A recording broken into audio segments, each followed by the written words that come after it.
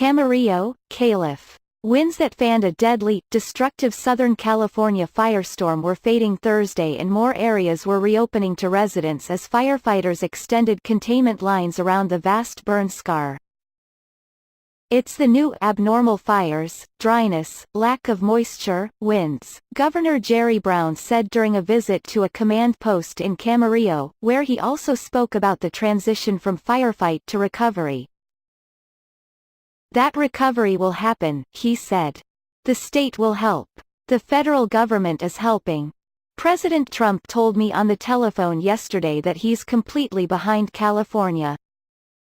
Brown was joined on the visit by U.S. Interior Secretary Ryan Zinke.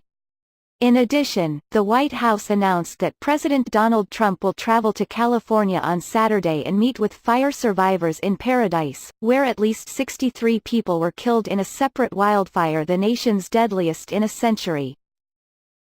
Initially, as fires raged, Trump threatened to withhold federal payments from California, claiming its forest management was poor. He later said he had approved an expedited major disaster declaration and wanted to alleviate incredible suffering. He also praised firefighters. Zinke said there was a threat of debris flows if rain hits the burn areas, and he promised to work with state and local officials to mitigate potential problems.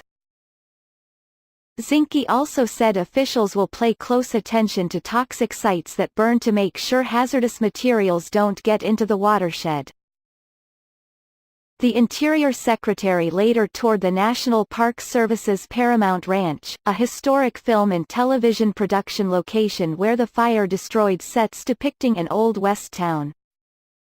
Elsewhere in the Southern California fire area, authorities allowed people back into more areas of coastal Malibu, which at one point was under a citywide evacuation order. Despite the easing of powerful Santa Ana winds, conditions remained warm and extremely dry. Forecasters, however, predicted a return of moist ocean breezes and even low clouds and fog along the coast as normal fall temperatures return over the weekend. The Woolsey fire was 62% contained after scorching more than 153 square miles, 396 square kilometers of suburbs, canyon communities and a huge swath of wilderness parklands in the rugged Santa Monica Mountains.